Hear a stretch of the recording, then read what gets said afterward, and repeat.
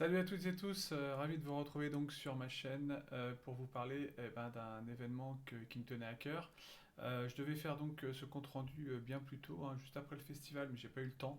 Donc voilà, une semaine après, j'en profite donc pour repasser en revue tous les films que j'ai vus pendant ce festival. Donc cette édition spéciale en ligne, hein, qui concernait le 28e festival du film international du film fantastique de Gérard May. Et je tenais donc à revenir sur les films de la sélection pour cette première partie donc, qui parlera donc des films de la sélection et également des films, je dirais, un peu à part, hein. Par exemple, il y a eu Une nuit décalée, je voulais revenir sur un film en particulier que j'ai vu. Et je voulais donc en profiter pour dire à tous ceux qui me suivent, en tout cas depuis peu sur la chaîne Attention ça tourne, que l'émission reviendra très prochainement, donc le 19 février pour une émission spéciale Marvel vs DC Comics, la guerre des super-héros. Et l'émission spécialement consacrée au cinéaste Stanley Kubrick, donc elle a été reportée début mars, si tout va bien. Et donc là, je suis ravi de pouvoir donc vous faire mon compte rendu sur ce festival de Géramé, qui est donc une édition spéciale en ligne, hein. C'est la première fois que ça se fait, suite bien sûr aux conditions sanitaires du Covid. L'événement n'a pas pu se faire à Géramé en présentiel évidemment, puisque nous sommes toujours encore en pleine situation de crise. Donc c'était très bien organisé en tout cas par le comité, hein, qui s'occupe de, de préparer le festival avec une plateforme de streaming en ligne, hein. Donc les films étaient payants, environ 5 euros, et vous aviez droit à tous les films. Moi je fais ça depuis longtemps, je suis les festivals, hein, de films de genre parce que j'ai moi-même un blog que je vous invite à venir visiter qui se nomme donc les Chroniques d'Atreyu. Atreyu, hein, A-T-R-E-Y-U, le Atreyu donc du film L'Histoire sans fin, un de mes films fétiches, cultes de mon enfance.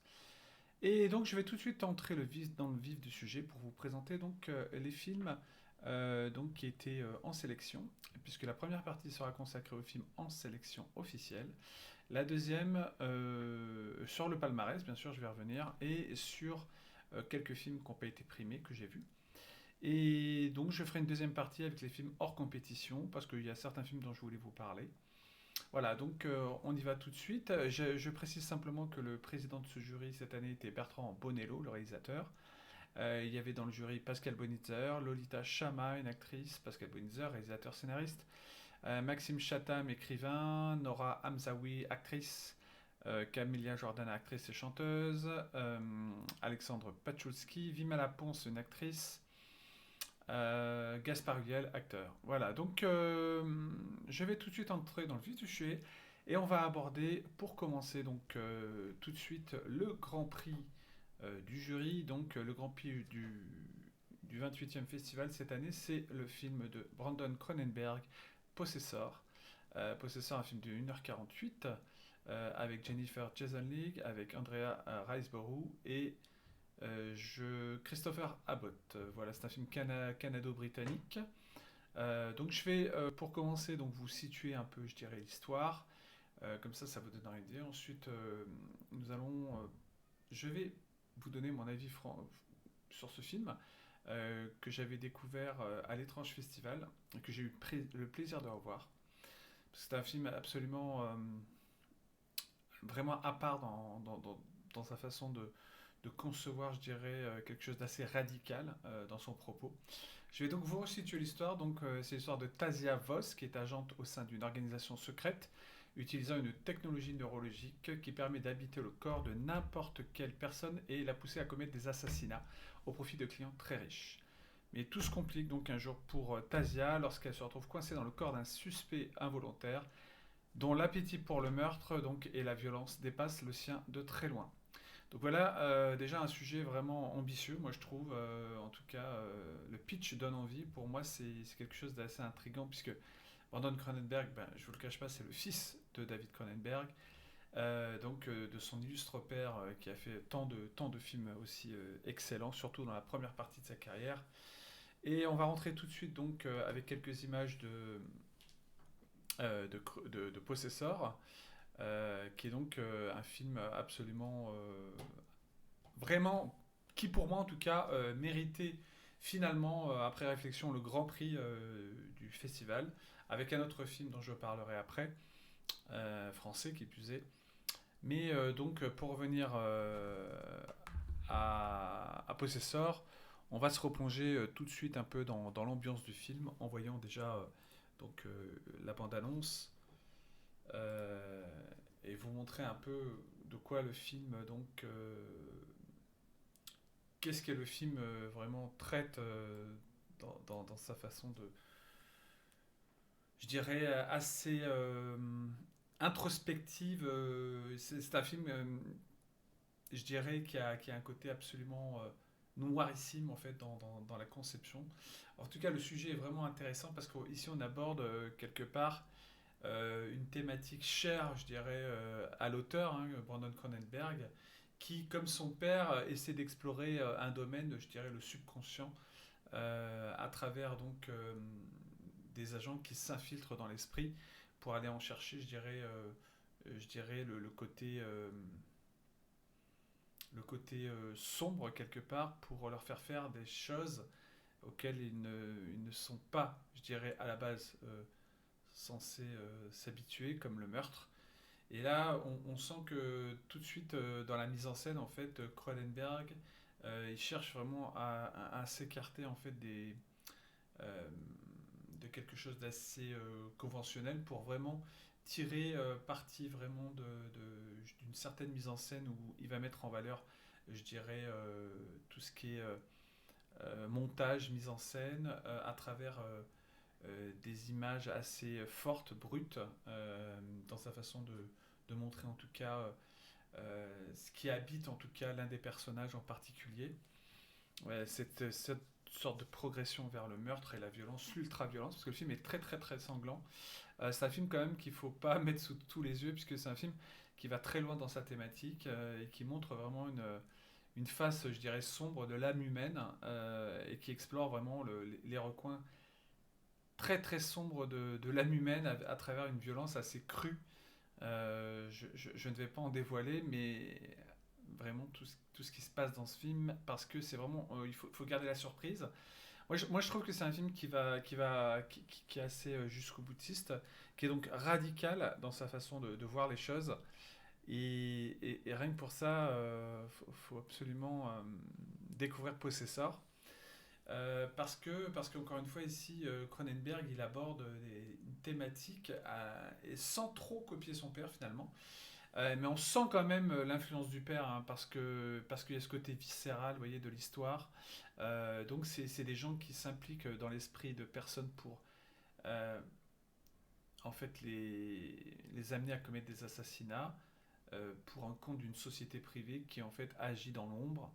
Et donc à travers le moyen d'un casque, ils peuvent donc prendre le contrôle de quelqu'un et en faire ressortir ce côté justement violent. Et puis, comme dans toute expérience, ça va aller très loin. Et je veux dire pour les personnages, et donc ça va être difficile justement de ressortir un peu. Il va y avoir une sorte de spirale infernale en fait pour l'un des personnages, qui lui est une sorte de victime choisie pour accomplir certaines choses dans l'histoire, parce que c'est pas évident aussi à resituer comme histoire. Il faut vraiment, c'est un film qui demande une certaine immersion, ou alors vous pouvez être totalement en retrait du film. Il faut vraiment adhérer au concept, mais le concept, je trouve qu'en termes de science-fiction horrifique, hein, parce que c'est vraiment, il y a une partie, je dirais, qui bascule dans l'horreur viscérale à travers des scènes très violentes, surtout bien sûr vers la fin où ça s'intensifie. Mais je trouve que le film, il aborde vraiment une thématique très, très intéressante, très riche. C'est peut-être pour ça que le jury a voulu le primer. Parce qu'il y a un parti pris assez audacieux quand même dans Possessor, qui moi m'a vraiment transporté d'un point de vue, je dirais, narratif et visuel. Voilà, je vais insister sur l'aspect visuel du film, qui vraiment n'est pas classique. Il y a vraiment un travail sur la photo, sur les angles de caméra, et il y a une très bonne distribution, hein. On a vu Sean Bean à l'instant, vous voyez. Il y a vraiment des acteurs qui sont impliqués, très investis en tout cas dans ce que Cronenberg leur demande de faire. Voilà, donc moi je tenais vraiment à dire que ce Grand Prix, pour moi, même si j'aurais vu aussi l'autre film dont je vais parler, bientôt un film français, La Nuée, qui pour moi aurait tout autant mérité le Grand Prix. Mais je trouve que quand même, par les points, par le parti pris, pardon, pris par le film de Cronenberg, moi je trouve que vraiment c'est un film qui mérite, par son audace, c'est vraiment le film le plus atypique de tous les autres, quoi. C'est-à-dire il ressemble à aucun autre film de la sélection officielle de cette année. Et c'est peut-être pour ça qu'il a justement marqué le jury et qui lui ait donné le Grand Prix. Ça me paraît tout à fait justifié. Voilà. Après, on peut très bien adorer comme détester le film parce que j'ai eu des échos, bien sûr. Ça, c'est très subjectif. Moi, c'est un film pour lequel, en tout cas, j'avais vu le premier film de Brandon Cronenberg qui s'appelait Antiviral, qui était vraiment plus expérimental, je dirais, avec un côté plus, je dirais, assez déjà décalé dans le ton. Mais là, je trouve que dans Possessor, il maîtrise vraiment la clé de l'histoire pour en faire quelque chose d'assez original, de très original, et de le rendre quasiment très subversif, très choquant. Mais choquant avec vraiment quelque chose derrière, quoi. Vraiment une signification, en tout cas quelque chose, un message qui vous laissera une empreinte, quelque chose qui peut perdurer en tout cas après la vision du film. Voilà, donc Possessor, moi, film que je conseille, je crois qu'il est prévu de une sortie, peut-être bientôt, en avril, je crois. Voilà, donc si vous avez l'occasion de découvrir ce film de Cronenberg qui avait déjà été présenté à l'Étrange Festival en septembre 2020, eh bien, franchement, n'hésitez pas une seule seconde parce que ça vaut quand même le coup d'œil. Je vais continuer à vous parler des films et on va enchaîner, donc sur mon autre, je dirais, chouchou de la sélection. Et ce chouchou de la sélection, c'est un film français, donc réalisé par Juste Philippot, hein, c'est un premier film en plus. Ce Juste Philippot vient du court métrage. Donc voilà, je vais vous resituer l'histoire. Donc La Nuée, c'est l'histoire d'une femme donc, qui travaille dans une exploitation, comment dire, où elle élève des sauterelles. Ces sauterelles, donc c'est son gagne-pain, on va dire.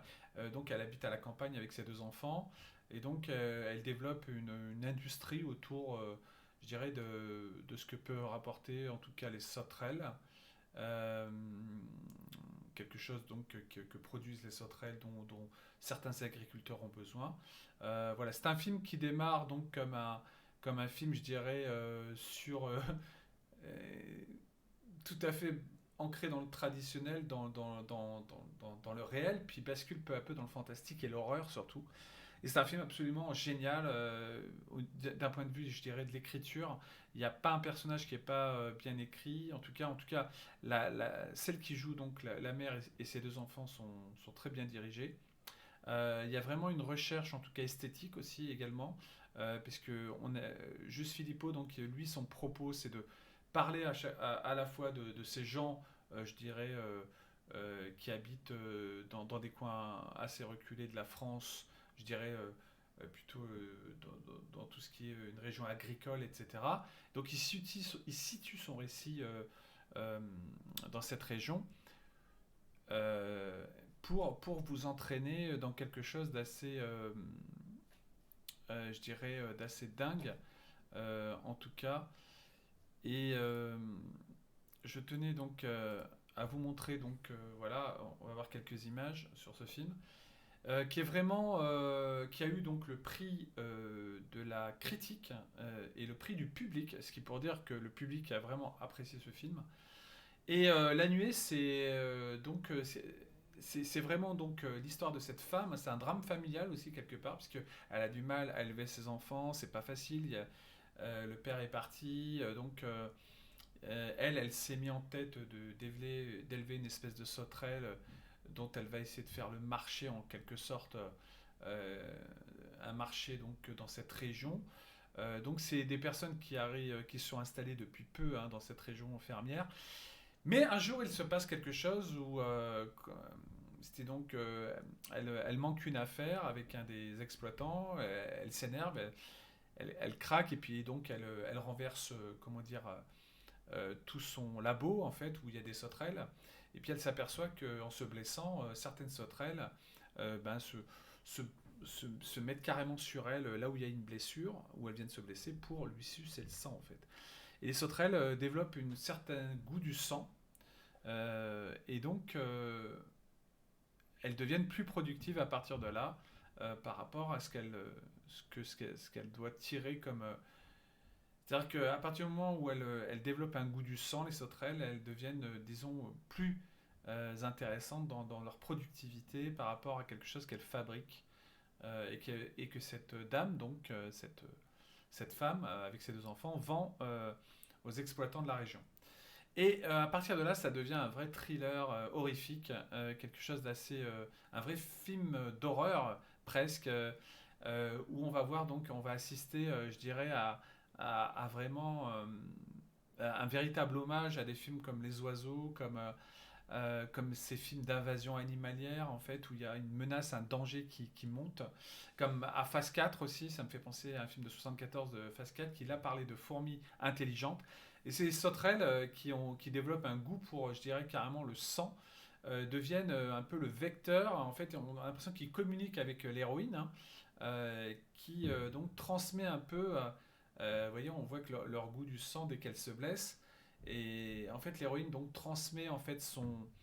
Et quelque part, on a l'impression qu'il y a une sorte de connexion psychique entre les sauterelles et la femme, qui fait qu'elle va devoir leur apporter plus de sang, comme on vient de voir. C'est pour ça qu'on voit ces bidons avec des hectolitres de sang.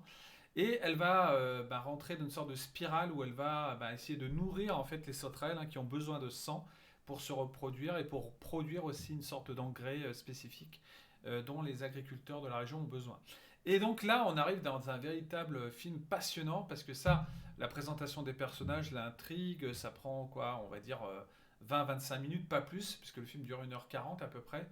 Et franchement, après, c'est vraiment un film angoissant, extrêmement bien réalisé d'un point de vue aussi. Je veux dire, il a été chercher quand même des images très très belles puisque tout est tourné en naturel, dans des décors naturels bien sûr, euh, dans cette région campagnarde.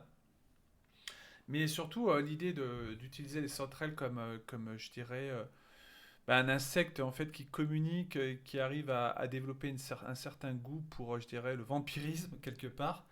C'est assez fou quoi comme idée. Et en plus, donc je dis, il y a vraiment les trois personnages, enfin surtout la mère et la fille, qui sont vraiment les personnages centraux.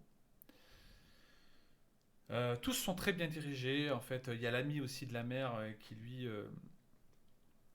s'occupe de chant et qui vient l'aider. Enfin voilà, il y a des personnages clés. Il y a surtout donc une sorte de montée dans la terreur par rapport à ces sauterelles qui deviennent de plus en plus dangereuses. Et avec un final vraiment génial qui vraiment rehausse en plus toute la qualité, je dirais, le fait que le suspense vraiment s'intensifie avec ces sauterelles et elles deviennent vraiment très dangereuses. Et à partir du moment où donc il y a des scènes aussi, on voit que aussi la mère, avec cette relation qu'elle entretient, puisqu'elle donne son sang, elle s'automutile en fait par rapport aux sauterelles, donc elle fait corps avec je veux dire, les sauterelles pour leur donner donc ce qu'elles demandent. Donc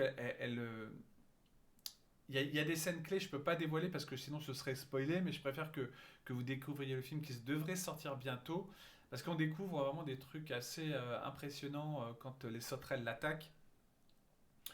Quand les sauterelles attaquent, mais aussi quand les sauterelles viennent se nourrir du sang de cette mère, donc qui petit à petit entre en lien psychique avec ces insectes qui deviennent totalement incontrôlables par la suite et qui vont devenir une réelle menace potentielle peut-être pour l'être humain si elles arrivent bien sûr à étendre, si cette nuée justement de sauterelles carnivores qui deviennent carnivores carrément après avoir développé le goût du sang, puisque après elles sont prêtes à bouffer même, je dirais, l'être humain, enfin se jeter sur des êtres humains, sur un chien, sur n'importe quoi, sur une chèvre hein, aussi.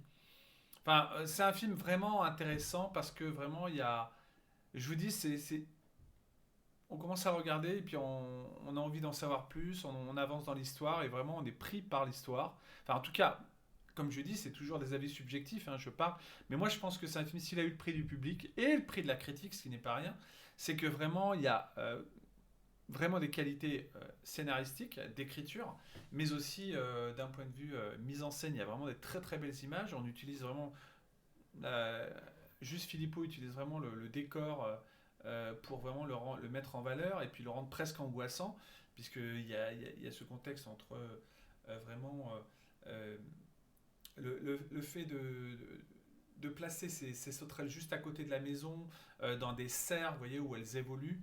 Après, on les met dans des... Celles qui sont carnivores, la dame, enfin la femme, l'héroïne, les met dans des sortes de couveuses, où elle vient leur apporter carrément du sang, des seaux de sang euh, ça- pour qu'elles se nourrissent. Et puis en plus, elles en demandent de plus en plus. Donc c'est un film qui anxiogène, mais en plus qui part dans un délire presque anxiogène. Oui, carrément même. C'est ça. C'est un film qui va très loin dans le, je dirais dans la surenchère en tout cas de ce que la mère est capable de faire euh, pour faire perdurer son exploitation avec les sauterelles. Voilà, donc c'est un film vraiment très très bien. Je veux dire, et pour moi c'est très bien amené tout ça et franchement ça fonctionne de A à Z. Moi je me suis régalé à voir ce film, La Nuée. Je le conseille tout à fait cessante. C'est un film qui mérite les prix qu'il a eu. Moi je le voulais en grand prix celui-ci. Français, c'est un film français Cocorico. D'ailleurs il y en a un deuxième dont je vais vous parler qui a eu deux prix, mérité également. Mais voilà, donc La Nuée de Juste Philippot. Alors je ne sais pas quand il sort, je crois que c'est cette année. Donc peu de temps après le festival, ça devrait arriver dans les salles. Si les cinémas finissent par ouvrir, ce que j'espère très bientôt. En tout cas, précipitez-vous sur La Nuée, un film que je ne saurais que trop vous conseiller, qui mérite largement les prix remportés par le public et la critique. Et franchement, ne ratez pas ce film qui est un véritable régal. En tout cas, on va enchaîner donc maintenant sur un prochain film. Et donc le prochain, ce sera donc Teddy. Et je vais vous parler de Teddy parce que Teddy, c'est encore un film surprise de ce festival puisque ça nous parle d'un truc assez dingue. Euh, Ça nous parle, vous découvrez la bande-annonce, ça nous parle d'un gamin qui vit pareil dans une région un peu, je dirais, euh, provençale, hein, ça se passe dans le sud, une région de Provence. Et donc Teddy, c'est l'histoire d'un jeune homme, un jeune adolescent en fait, qui va découvrir qu'après s'être fait mordre par une bête, je dirais, dans les bois, va faire une corrélation avec l'idée qu'il pourrait, suite à des meurtres dont on découvre euh, dans la région, il va découvrir que il pourrait avoir une sorte de d'appétit. Il va se demander pourquoi. Il va penser à comment on va découvrir des meurtres qui feraient penser je veux dire, des loups, à un loup en tout cas en particulier qui sévirait en tout cas par rapport au type de morsure et tout. Comme lui s'est fait mordre, il va donc commencer à croire que il est devenu peut-être un loup-garou. Alors, à partir de ce propos, évidemment, réalité, pas réalité, imagination du gamin, enfin de l'adolescent ou pas, ce qui est intéressant dans ce film, c'est que vraiment, enfin, les deux réalisateurs, hein, qui sont des frères, Ludovic Boukharma, je crois, je j'ai plus le nom de l'autre, mais en tout cas, c'est un film vraiment, pareil, véritable surprise qui est excellente dans le propos. J'adore la thématique. Alors, bien sûr, les films de loup-garou, on connaît, mais là, vraiment, on prend simplement l'idée de quelqu'un qui imagine qu'il pourrait être un loup-garou parce qu'il y a des meurtres qui font penser à des meurtres de loups par rapport aux morsures, etc. Mais l'est-il vraiment ou pas? Est-ce que c'est dans sa tête? Est-ce que vraiment, est-ce que tout ça, vers quoi tout ça va nous amener? Je trouve que l'idée finale est vraiment intéressante et c'est un film vraiment aussi original dans la façon justement détournée de prendre le mythe du loup-garou et d'en faire quelque chose d'absolument différent. peut-être avec un côté, je dirais, plus rural, parce que le film fait penser vraiment à un film par moments rural, où je veux dire, il y a un petit groupe de villageois, etc. Et vous voyez, bah ouais, des villageois justement avec la police du coin, je veux dire, les gens du coin, etc. Et puis, dans cette petite communauté, bah, un jour, sévit une sorte de monstre, hein. Alors, est-ce dit ou pas? Vous le saurez en voyant le film, mais en tout cas, c'est un film vraiment très très sympa, qui vraiment fait plaisir à voir, parce qu'il y a un parti pris pareil différent, qui va pas simplement raconter une histoire basique, basée sur le thème, je dirais, de l'animalité en l'homme, mais quelque chose d'assez curieux, un phénomène qui touche ce jeune homme, et justement jusqu'où, je dirais, l'esprit de quelqu'un est capable d'aller pour se dire, est-ce que c'est moi, peut-être qui sans le savoir, justement me transforme en loup pour aller tuer des gens, les dévorer. Donc voilà, Teddy, film qui a été récompensé par le prix du jury, hein, donc encore une fois Cocorico, hein, pour le film français cette année, deux films quand même primés coup sur coup. Teddy et La Nuée, deux excellents films, hein, deux excellents films fantastiques français. Pour une fois, ça fait du bien. Il y a 2 ans, je crois qu'on avait eu Grave quand même de Julia Ducournau, mais c'était un film franco-belge. Il y avait aussi le film de Pascal Laugier, Ghostland, mais qui était un film tourné quand même au Canada, Canada, États-Unis. Voilà, donc Teddy, franchement, je vous le conseille. Petit film fait vraiment avec ben, justement le goût du fantastique, puisque leurs auteurs sont vraiment accros à des réalisateurs comme John Carpenter, etc. Et ça fait plaisir de voir des petits films comme ça sortir un peu du lot. Moi, je le conseille, voilà. C'est un film que j'ai aimé aussi particulièrement. Voilà, c'est vraiment un petit film qui fait vraiment du bien. Petit film, voilà, qui a un budget, je dirais, c'est pas un gros budget, mais en tout cas, il y a quelques effets dans le film qui collent très bien, qui font l'affaire. Et moi, franchement, je ne saurais. Donc, prix du jury et prix du jury jeune, hein, vous voyez, les jeunes l'ont nommé, puisque ça parle aussi de la jeunesse, en quelque sorte, puisque ça touche un adolescent, voilà, de 16-17 ans dans le film. Teddy, donc Teddy de Ludovic Boukarma. Ah, je ne sais plus encore le nom du frangin. Mais c'est pas grave, en tout cas, je vous le conseille vraiment. Belle petite surprise que ce Teddy, que je ne saurais que trop vous conseiller.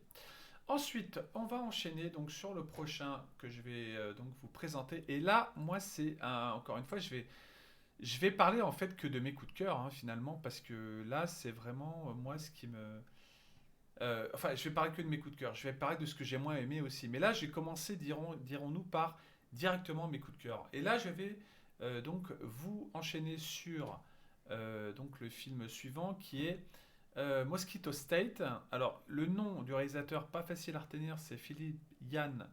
euh, c'est un nom de réalisateur polonais. Euh, Philippe Jan Smarek, un truc comme ça. Donc tourné pareil aux États-Unis, hein, tourné aux États-Unis. Et Mosquito Skate, donc je vais vous mettre tout de suite une bande annonce, nous raconte l'histoire d'un trader, en fait, quelqu'un qui est très doué, enfin qui travaille dans une société, une multinationale, en fait, qui travaillent pour des riches clients, etc. Alors, ce sont des personnes qui sont dans un milieu aisé, on va dire. Donc, ce monsieur, en fait, ce jeune homme qu'on voit à l'écran, possède euh, bah, une vie. Enfin, il est très doué, il possède beaucoup de choses. Attendez, on va remettre, parce que là, on a enchaîné sur le prochain, donc je coupe. Donc, je vais vous remettre la bonne bande-annonce. Excusez-moi, j'ai enchaîné un peu trop vite sur Mosquito State. Voilà, voilà, voilà. On va revenir sur Mosquito. Alors, je vais vous montrer une image de Mosquito pour continuer à vous en parler. Donc Mosquito, ben voilà, c'est donc l'histoire de ce trader, hein, qui va être confronté à une sorte de. En fait, son histoire, elle est du fait qu'un jour il se fasse piquer par un moustique qui l'a suivi jusqu'à chez lui. C'est assez fou comme histoire, hein. C'est on va se retrouver confronté à sa lente descente, je dirais, aux enfers à travers la piqûre de ce moustique et surtout le fait que le moustique a amené, je dirais, des œufs qui vont se propager dans l'appartement, qui vont amener l'état moustique en fait dans son appartement puisque c'est Mosquito State. Et c'est un film absolument incroyable. En tout cas, moi j'ai une réticence par contre sur la fin du film. Je trouve que la fin pour moi n'est pas totalement réussie par rapport à tout ce qu'on voit avant en fait qui est vraiment génial. Puisque on entre dans l'esprit en fait torturé de ce personnage qui va sombrer dans une sorte de délire absolument hallucinatoire à cause de son état, je dirais, psychique différent. En fait, déjà, il est déjà très bizarre. Alors, le réalisateur, c'est Philippe Jan Rimza, excusez-moi. Donc, déjà, à cause de son état, je dirais, assez. Voilà, c'est quelqu'un qui vit dans une sorte hum, enfin, il turbine beaucoup au niveau mental. Il a une personnalité atypique. Voilà, c'est quelqu'un voilà, qui fait. Alors, attendez, je vais vous remettre juste l'extrait en question, voilà, du film. Donc, c'est quelqu'un qui vit dans une sorte de bulle, de cocon dans son esprit et qui est un peu à part des autres quand même, puisque donc. Et à partir du moment où je dirais, c'est presque une allégorie en fait sur je dirais, l'influence. Il suffit d'un vecteur en fait qui vous touche, et là c'est le moustique en l'occurrence, et vous basculez dans une sorte de monde parallèle où vous avez quelque chose qui se passe dans votre esprit et qui vous détache de la réalité en fait sociale et qui vous détache vraiment du monde réaliste que vous vivez au quotidien pour vous emmener vers quelque chose de beaucoup plus fantasmagorique. Ce film, c'est comme une fantasmagorie en fait. Moi, je trouve que le film est vraiment bien réalisé. En plus, il y a vraiment des effets superbes au niveau de la macro, par exemple, sur les moustiques. Au niveau de, je dirais pareil, de cette invasion de moustiques qui est absolument stressante parce on entend bien sûr la bande sonore du film est intéressante parce qu'on entend vraiment, je dirais, le audio design du film est vraiment excellent puisqu'on entend vraiment les moustiques en fait qui deviennent une sorte de vous voyez en fait les moustiques pareil agissent sur l'esprit en fait de ce héros torturé qui va tomber dans une sorte de ouais dans une sorte de spirale je dirais où en fait sa réalité va s'autodétruire en fait et il va rentrer dans cette sorte de ouais, d'événements complexes qui lui arrivent et qu'il ne va pas, dans lequel il va se plonger. C'est un film pas évident à expliquer parce que vraiment c'est un film qu'il faut ressentir. C'est un film qui est basé sur, je dirais, le sensoriel. Moi, c'est un film qui m'a vraiment passionné. Je vous dis jusqu'à la fin, qui, moi, je trouve, n'est pas à la hauteur de ce que le réalisateur montre avant. Parce qu'on a l'impression qu'il choisit une fin un peu, je dirais, facile, pas assez, justement. Le film, il ose des choses pendant tout le métrage. On ne sait jamais si on est vraiment dans cette réalité de son esprit. On ne sait vraiment jamais si vraiment tout ce qui se passe, il le vit vraiment ou pas. Et en fait, on se fait, je dirais c'est très subjectif, mais on se fait sa propre idée, sa propre interprétation. Après, la fin du film vous laisse un choix qui pour moi n'est pas le meilleur que le réalisateur aurait pu choisir. Moi je trouve qu'il aurait pu, par rapport aux propos justement du moustique qui s'immisce dans votre esprit en fait, quelque part à travers une nuée de moustiques là aussi, qui va interagir, je dirais, sur le mental du gars.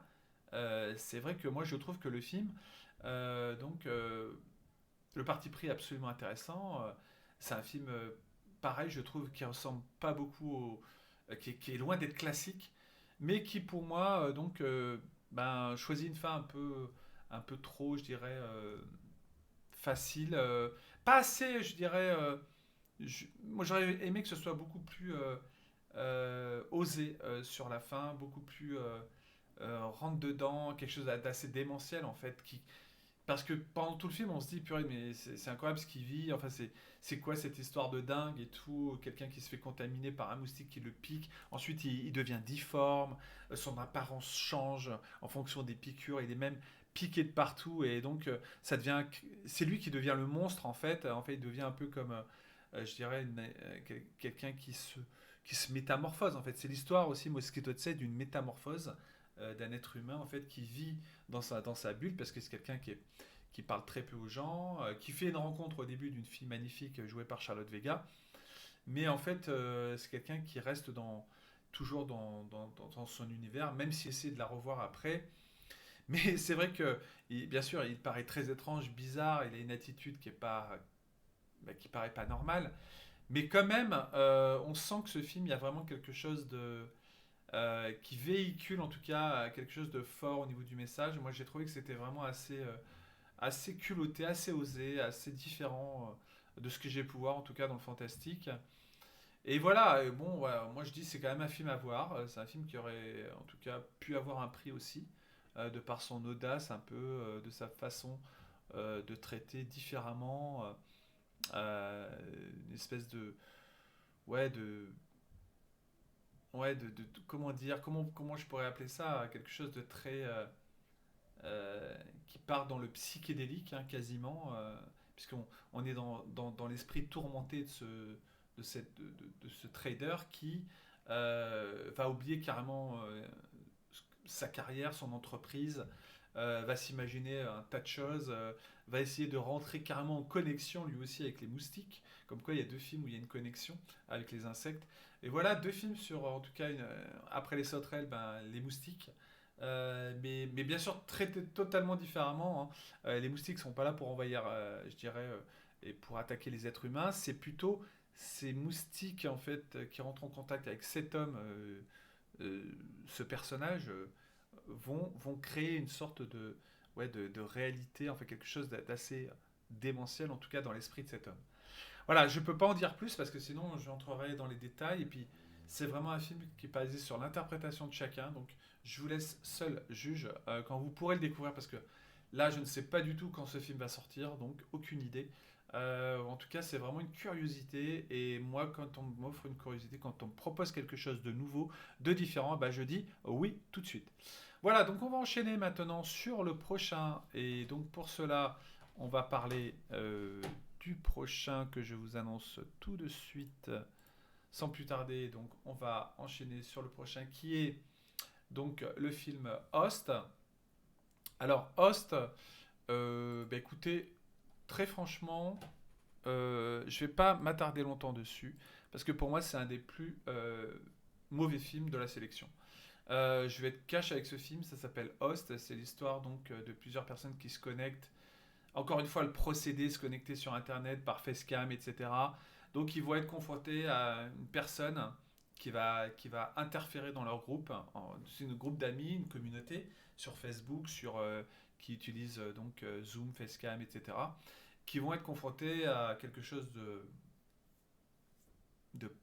d'étrange au début, puis ensuite qui va s'immiscer bah, dans leur quotidien par ça, on ne sait pas comment. En tout cas, il a trouvé un moyen de se connecter avec ces personnes, ce groupe de personnes, et il va essayer de leur foutre la trouille. En tout cas, cette chose ou cette. Parce que on ne sait pas si c'est quelqu'un, si c'est. En fait, ce serait un truc en rapport avec le diable, le démon. Mais qu'est-ce que c'est donc mais alors le problème c'est que ce film donc il dure à peu près 1h10, hein, il est très court, mais qu'est-ce que c'est long quoi. Parce que pour que les événements s'enchaînent et qu'on en arrive en fait à connaître euh, je dirais qu'est-ce qui amène ces personnes à être effrayées, et ben moi je trouve que il y a rien qui fonctionne en fait.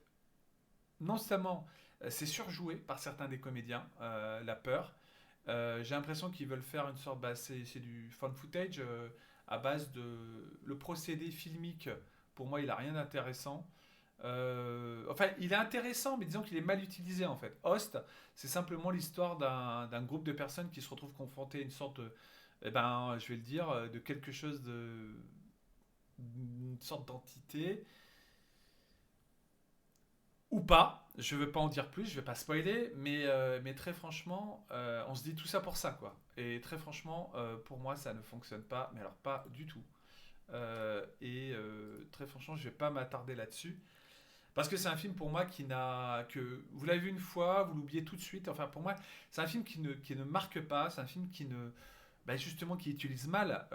On aurait pu faire un film excellent avec ça. Je me rappelle d'un film que j'avais vu sur c'est pas Unfriended, c'est un autre sur le procédé justement. J'ai plus le titre en tête, je suis désolé, je vous le citerai je vous le mettrai en lien sur Twitter ou sur mon site Les Chroniques d'Atreyu.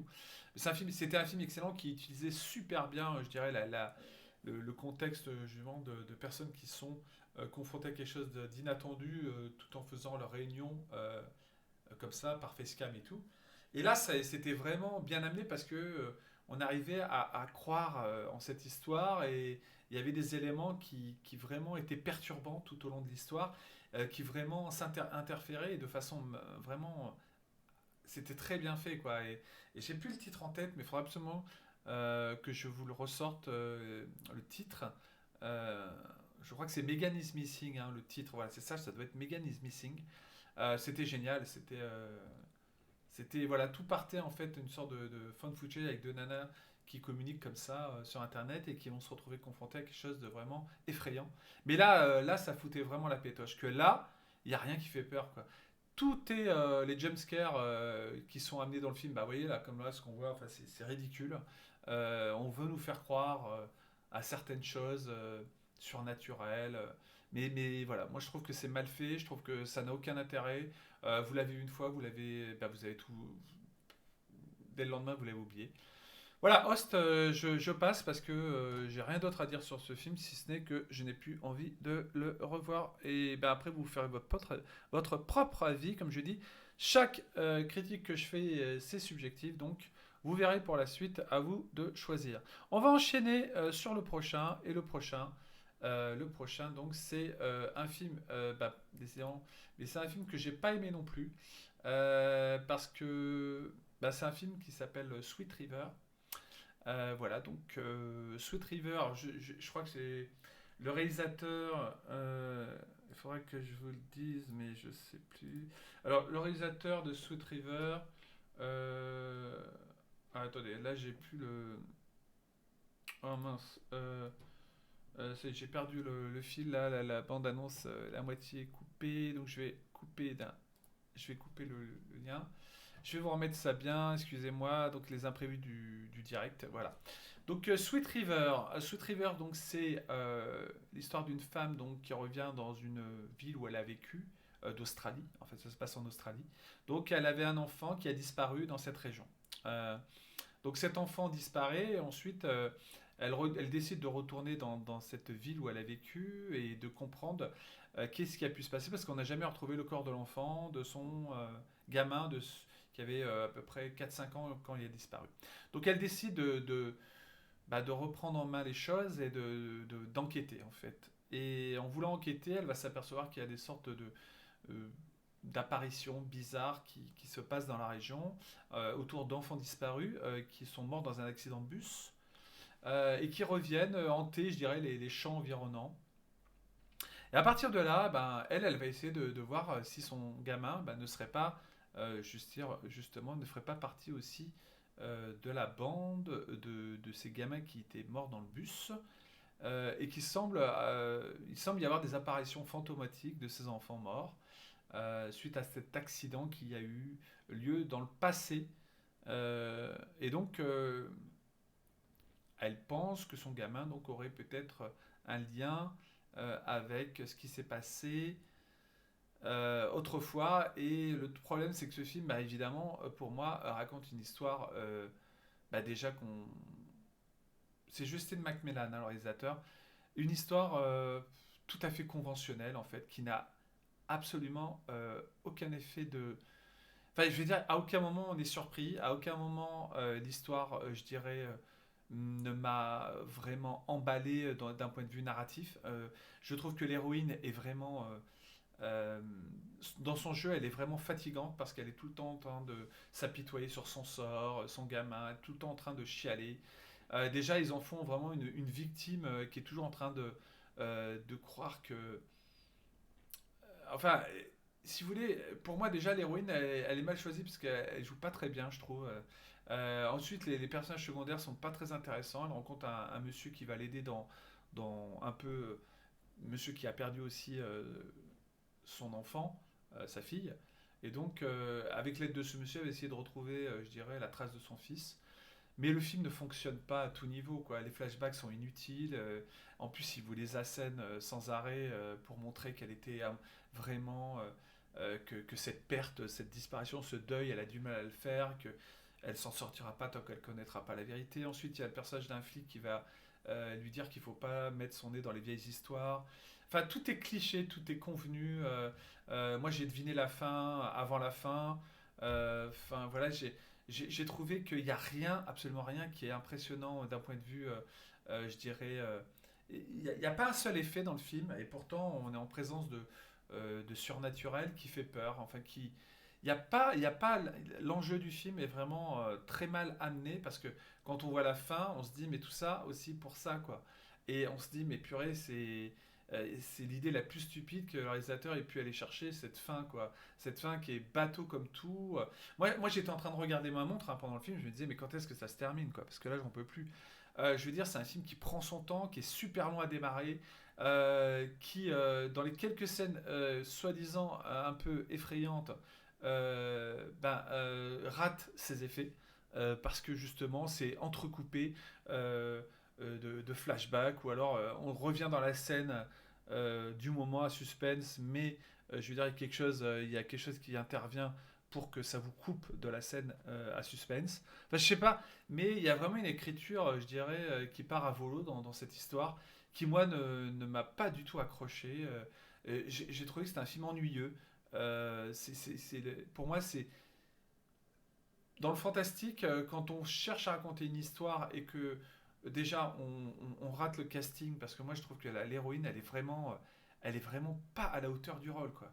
Il y a bon bien sûr c'est des films avec des acteurs inconnus, un film australien, mais j'ai connu le cinéma australien, la grande époque du cinéma australien, mais on a vu mais 100 fois mieux que ça quoi. Et je peux vous assurer des films comme Long Weekend, comme Fair Game, comme je sais plus, il y en a tellement comme Next of Kin, excellent, où tout était basé sur l'ambiance, l'atmosphère, qui raconte une histoire en plus qui est assez similaire, mais de loin quand même sur le côté surnaturel par rapport à ce Sweet River.